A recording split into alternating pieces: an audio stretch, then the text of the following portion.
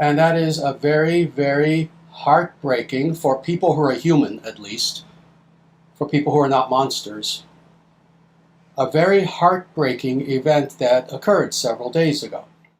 And that is that a quote-unquote political figure, he never ran for office, you know, he didn't do anything like this. Rather, he had nonviolent political views, and he wished to share those views by very peacefully sitting with others, often on college campuses, and having civil debate.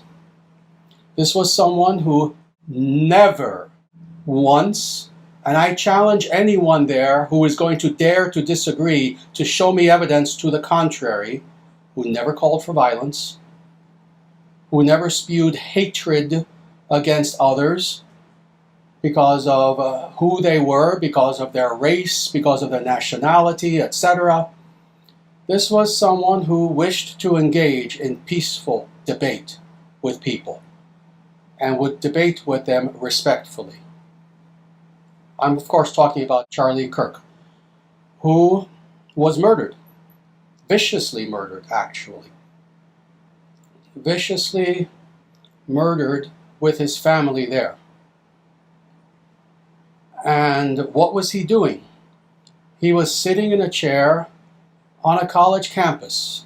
You know, college campuses are the opposite now of what they used to be and what they were created for. The idea of a college campus used to be that as long as you didn't call for violence or murder or breaking the law or overthrow of the government, it was a place where people could share ideas, even if those ideas were diametrically opposed to each other, and people wouldn't hit each other, wouldn't engage in violence. You could raise your volume if you so desired, but people would engage in peaceful debate. This was the idea. This was the idea of a college campus at one point. Not anymore, apparently. Apparently, you can be sitting in a chair, holding a microphone, not yelling, not cursing, not calling for any violence, just having a debate of ideas. And you can be murdered in front of your family and in front of thousands of innocent students. This is what happened with Charlie Kirk. Now, I never personally met him. I had opportunities, but I never personally met the man. I was aware of his work. I had watched videos of him indeed engaging in his work. And that is just having debates with people on ideas. People could agree with him, disagree with them, and he was civil with them all. All you need to do is go to his YouTube channel or anywhere else. You can watch hundreds of hours of him. And if you've never seen Charlie Kirk in action, you can, in fact, I challenge you, if you've never seen him, go see what he does. And it will break your heart even more. He was a man who was civil with any person who approached him. And he would engage in a debate, a real debate, of ideas. And how horrific is it that for those individuals who know about his life, of whom there are thousands, from what I have heard, from what everyone has heard, and there's zero evidence to the contrary, in real life, when he wasn't doing debates, he was the nicest man on earth. He was someone who truly loved his family. He had 2 daughters, very young, I forget their ages. He truly loved his daughters. He was with his family as much as he could be. When people spoke with him, he was calm, he was civil. Whether you liked him or didn't like him, he would give you his time. This man spent all of his time doing his mission. And yet, some monster out there decided to kill him. And even worse than that, other monsters wearing human skin celebrated it. They're all paying the price now, and actually that's barely even begun. Not even 1% of what's going to happen to these people who celebrated murder and terrorism. And what comes is what they deserve. But how sad that, for those who didn't hear this, I actually heard this. Again, his family was there with him. They tended to be, because again, they were a real family. They were together as much as they could be. His wife and his two daughters loved him so much that when he went from campus to campus, they would accompany him so they could all be together as family. And the saddest thing was when the shot rings out, and it was loud. You can hear it on the video. And it was so loud that one of his daughters cried out something to the effect of, "Oh, what was that?" She was scared, and she tried to run to her father, who was there bleeding to death and then died. One of his daughters tried to run to him for comfort, not knowing that the shot was there to kill her very own father.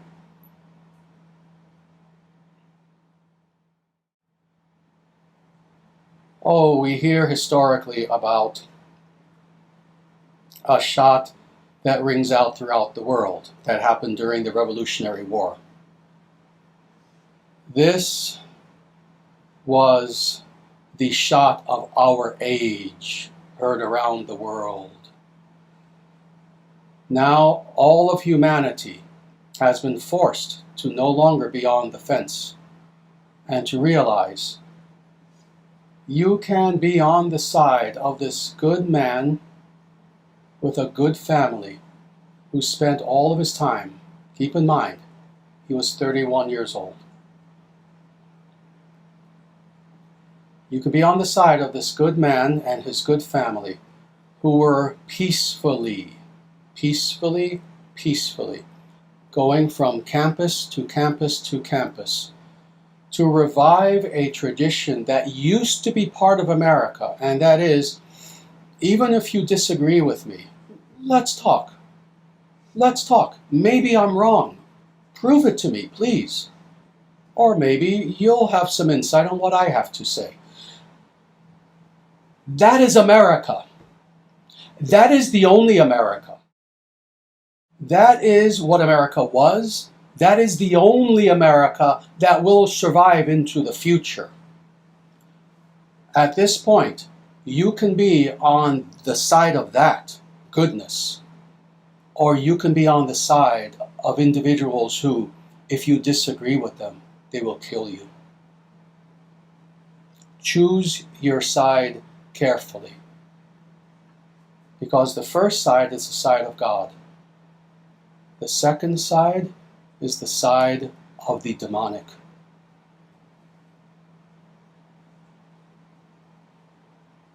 So, before we even dive into what we are going to do today, we honor this great man, who will be remembered for a very long time, and more for whom, his one voice was silenced, evilly silenced. You see, why do you silence a voice like this? It's because you're too stupid to engage in debate with him. Let me state that again. When there is a man like this who is simply engaging in dialogue peacefully, and you choose to kill him because he's such a threat to you, it's because you are now showing the world everything you believe in, every idea you have, the totality of your worldview is so stupid, so evil, that in open debate, using only the power of your mouth and your intellect, since you've convinced yourself you have one, it cannot win using simply that, intellect and mouth. So therefore you have to evilly, viciously, violently silence your opponents for good. In doing this, of course, what has happened? What has happened? What is the aftermath of this? The practical aftermath of this? Now the entire earth has woken up and realized exactly what I said. These evil people who were opposed to such individuals, and he's only one, but still, he's the one who paid the ultimate sacrifice this last week. These evil people who thought they would silence this one voice has now awoken the voices of tens of millions of people. With this one act, these evil people have now accomplished not just the opposite of what they wanted, but the opposite of what they wanted 100 million-fold. Now the earth sees these evil people, and what are they? Let's just be blunt as we can be.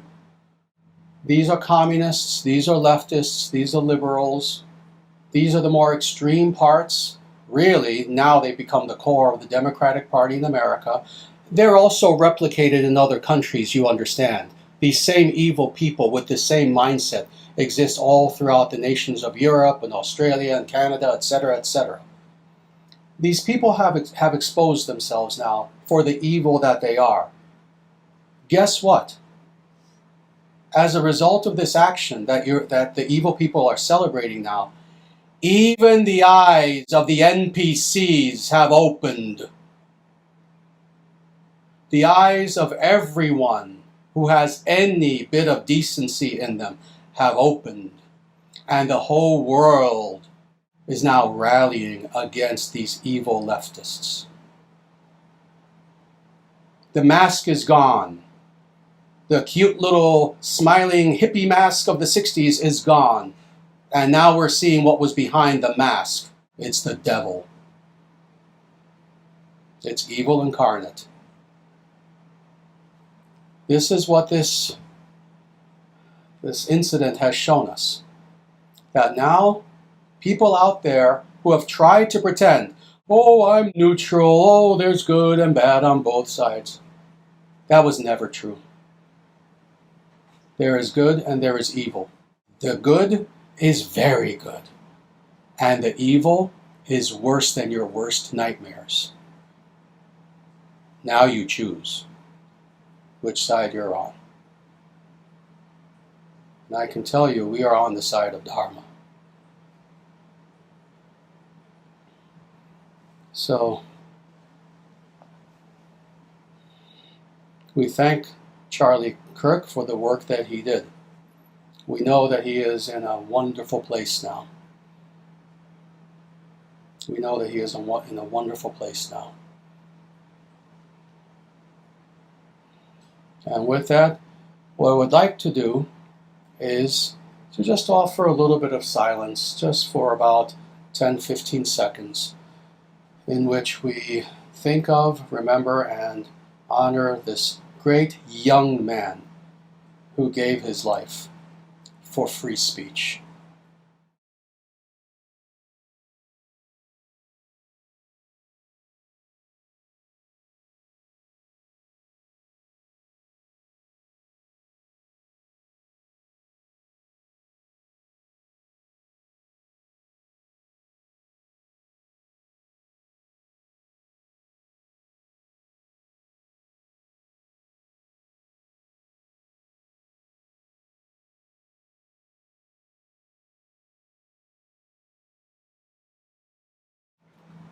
Everyone together. Jaya Shriman Narayana. Jaya Sriman Narayana.